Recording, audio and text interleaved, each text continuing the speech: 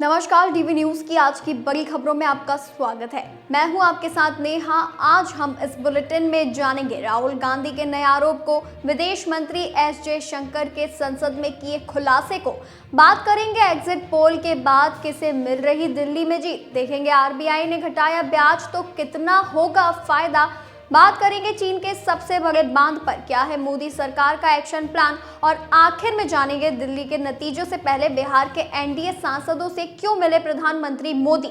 लेकिन इन सभी खबरों से पहले एक नजर आज की हेडलाइंस पर। एलओसी पर इंडियन आर्मी का बड़ा शिकार, घुसपैठ कर रहे 7 पाकिस्तानी ढेर कुख्यात BAT के आतंकी भी शामिल। राष्ट्रीय राजधानी दिल्ली की सियासत में बड़ी हलचल, अरविंद केजरीवाल के घर पहुंची एसीबी की टीम, एलजी के आदेश के बाद 15 करोड़ वाले आरोप पर जांच शुरू। कस्टम विभाग ने जयपुर इंटरनेशनल एयरपोर्ट पर बड़ी कार्यवाही को दिया अंजाम, बैंकॉक से सांप, बिच्छू और मकड़ियों की हो रही थी तस्करी, 2 संदिग्ध यात्रियों को लिया हिरासत में। राम मंदिर निर्माण के लिए पहली ईंट रखने वाले राम जन्मभूमि तीर्थ क्षेत्र ट्रस्ट के ट्रस्टी कामेश्वर चौपाल का हुआ निधन, आरएसएस ने दिया था प्रथम कार सेवक का दर्जा। मध्य प्रदेश की राजधानी भोपाल के सुभाष नगर मार्केट में चलेगा मोहन यादव का बुलडोजर, अपने हाथों से सामान हटा रहे हैं दुकानदार। बॉलीवुड के मशहूर एक्टर सोनू सूद के खिलाफ लुधियाना के न्यायिक मजिस्ट्रेट रमनप्रीत कौर ने जारी किया अरेस्ट वारंट, 10 लाख की धोखाधड़ी से जुड़ा हुआ है मामला।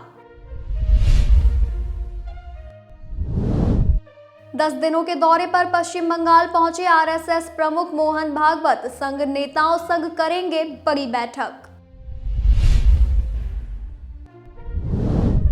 महाकुंभ में एक बार फिर लगी आग, कई पंडाल भी जलकर हुए राख, वहीं 20 दिन में आग लगने की ये तीसरी घटना आई सामने। धार्मिक नगरी उज्जैन में 14 फरवरी से 16 फरवरी तक होगा एक ऐतिहासिक आयोजन, 22 देशों की नदियों के जल से होगा महाकाल का अभिषेक। सलमान खान की रैकी करने वाले 2 आरोपियों को हुई जमानत, पनवेल फार्म हाउस के पास एक्टर पर हमले करने की थी प्लानिंग, कोर्ट बोला उनके खिलाफ कोई सबूत नहीं। लोकसभा और राज्यसभा में आज सुबह 11 बजे से बजट पर हुई शुरू बहस, वित्त मंत्री निर्मला सीतारमण ने भी लिया हिस्सा। वहीं ये तो थी हेडलाइंस, अब बात करेंगे आज की बड़ी खबरों की। कांग्रेस नेता राहुल गांधी ने महाराष्ट्र चुनाव में गड़बड़ी का दावा किया। उन्होंने कहा कि महाराष्ट्र में हमारा वोट कम नहीं हुआ बल्कि बीजेपी का वोट ज्यादा बढ़ा है। राहुल गांधी ने चुनाव आयोग पर आरोप लगाया कि महाराष्ट्र में बीते 5 साल में 32 लाख वोटर जुड़े, लेकिन 2024 के लोकसभा चुनाव और विधानसभा चुनाव के बीच 39 लाख वोटर जोड़े गए। उन्होंने पूछा कि विधानसभा चुनाव से पहले इतने वोटर कहां से आए। राहुल गांधी ने दिल्ली में एनसीपी शरद पवार की नेता सुप्रिया सुले और शिवसेना के साथ प्रेस कॉन्फ्रेंस की थी।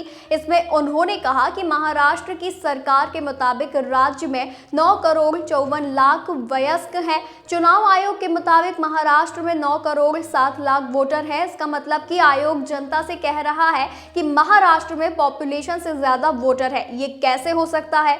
कामठी विधानसभा सीट का जिक्र करते हुए राहुल गांधी ने कहा कि कांग्रेस को लोकसभा में 1,36,000 वोट मिले और विधानसभा में 1,34,000, लेकिन बीजेपी का वोट 1,19,000 से बढ़कर 1,75,000 हो गया। यानी नए वोटरों ने बीजेपी को वोट दिया। हमें दोनों चुनावों में वोटर लिस्ट का ब्यौरा चाहिए। बड़े पैमाने पर वोटरों के नाम काटे गए हैं जिनमें ज्यादातर दलित हैं। चुनाव आयोग सवालों के जवाब नहीं देता। चुनावों में पारदर्शिता की जिम्मेदारी चुनाव आयोग की है। राहुल गांधी ने चुनाव आयोग से महाराष्ट्र की वोटर लिस्ट की मांग की है। उन्होंने पूछा कि चुनाव आयोग हमें लिस्ट क्यों नहीं दे रहा है, हमें वोटर लिस्ट की पूरी जानकारी चाहिए। इसके बाद चुनाव आयुक्त की नियुक्ति की प्रक्रिया पर सवाल उठाते हुए राहुल ने कहा कि चुनाव आयुक्त की नियुक्ति करने वाली कमेटी से सीजेआई को हटा दिया गया। लोकसभा चुनाव से पहले 2 नए चुनाव आयुक्तों की नियुक्ति की गई। वहीं अमेरिका से 104 अवैध भारतीय प्रवासियों को लेकर जैसे ही यूएस का सैन्य विमान अमृतसर में लैंड हुआ, वैसे ही विपक्ष ने संसद में हंगामा शुरू कर दिया। कांग्रेस समेत सभी विपक्षी दलों ने इस घटना पर विदेश मंत्री को जवाब देने की मांग की, जिसके बाद विदेश मंत्री एस जयशंकर ने संसद के दोनों सदनों में जवाब दिया। एस जयशंकर ने गुरुवार को कहा कि अमेरिका द्वारा की गई ये कार्यवाही कोई नई नहीं थी, जिसके बाद उन्होंने 15 सालों का डेटा तक शेयर किया। जी हां, बता दें कि विदेश मंत्री ने संसद के राज्यसभा को बताया कि 2009 से अब तक 15,756 अवैध भारतीय प्रवासियों को अमेरिका से निर्वासित किया गया है। मंत्री ने कहा कि अमेरिका द्वारा निर्वासन की प्रक्रिया नई नहीं है, यह वर्षों से चली आ रही है। ये केवल एक देश पर लागू होने वाली नीति नहीं है। हमारा ध्यान अवैध प्रवासियों पर कार्यवाही पर होना चाहिए। हम ये सुनिश्चित करने के लिए अमेरिका के साथ बातचीत कर रहे हैं कि निर्वासित लोगों के साथ दुर्व्यवहार ना हो। एस जयशंकर ने जो आंकड़े शेयर किए थे, उनके अनुसार अमेरिका ने साल 2019 में सबसे अधिक भारतीयों को निर्वासित किया था। इसके बाद साल 2020 में 1,889 लोगों को निर्वासित किया गया। वह वर्ष जब दुनिया में कोविड-19 महामारी आई थी। अवैध भारतीय प्रवासियों के अमृतसर पहुंचने के बाद सामने आया कि उन्हें अमेरिका से कैसे लाया गया। यूएस बॉर्डर पेट्रोल की ओर से शेयर किए गए एक वीडियो में प्रवासियों को हथकड़ी लगाते हुए और उनके पैरों में बेड़ियां डालकर चलते हुए दिखाया गया है। ऐसा व्यवहार आमतौर पर कठोर अपराधियों के साथ किया जाता है। इस तरीके से भारतीयों को वापस भेजने को लेकर विपक्ष भी लगातार सरकार पर हमलावर है। उन्होंने सरकार से पूछा है कि आखिर उन्हें मानवीय तरीके से वापस लाने के लिए विमान क्यों नहीं भेजा गया था। दिल्ली विधानसभा चुनाव में एग्जिट पोल में लगे झटके के बीच आम आदमी पार्टी ने चौंकाने वाला दावा किया है।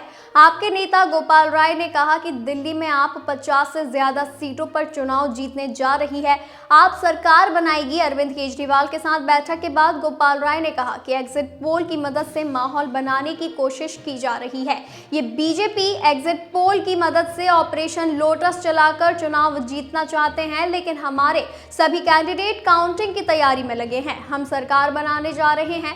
बीजेपी की सच्चाई कल सबके सामने आ जाएगी। दिल्ली में ज्यादातर एग्जिट पोल में बीजेपी की जीत का दावा किया गया है। बता दें कि एक सर्वे के मुताबिक बीजेपी को 45 से 55, आपको 15 से 25 और कांग्रेस को एक भी सीट नहीं मिल रही है। यहां सरकार बनाने के लिए 36 सीटों की जरूरत होती है। सीएनएक्स के सर्वे के मुताबिक आपको 10 से 19 सीटें मिल सकती है। बीजेपी को 49 से 61 सीटें मिल सकती है, वहीं अन्य को 1 सीट मिल सकती है। आपको एक सर्वे के मुताबिक बता दें कि आपको 26 से 34, बीजेपी को 36 से 44 सीटें भी मिल सकती है। दिल्ली विधानसभा चुनाव के लिए 5 फरवरी को वोट डाले जा चुके हैं और वोटों की गिनती 8 फरवरी को होगी। इससे पहले बीजेपी एग्जिट पोल के आंकड़ों से गदगद है। बीजेपी का कहना है कि पार्टी को 50 से अधिक सीटें मिलेगी। पिछले 2 चुनावों में बीजेपी दहाई के आंकड़े को छू नहीं पाई थी। 2020 में बीजेपी ने 8 सीटों पर और 2015 में 3 सीटों पर जीत दर्ज की थी। वहीं आपने 2020 में 62 और 2015 में 68 सीटों पर जीत दर्ज की थी। सरकार ने बजट 2025 में मिडिल क्लास को टैक्स से जुड़े कई तोहफे दिए, जिसके बाद अब आरबीआई ने भी एक गुड न्यूज दी है। भारतीय रिजर्व बैंक यानी आरबीआई ने 7 फरवरी 2025 को हुई मौद्रिक नीति समिति की बैठक में रेपो रेट में 25% की कटौती करने का ऐलान किया है। यह कटौती लगभग 5 साल बाद की गई है, जिससे होम लोन लेने वालों को राहत मिलेगी। इससे पहले मई 2020 में आखिरी बार रेपो रेट में कटौती हुई थी। इस फैसले के बाद अब बैंकों के होम लोन की ब्याज दरें घटाने की संभावना बढ़ गई है। रेपो रेट वह ब्याज दर होती है जिस पर आरबीआई बैंकों को कर्ज देता है।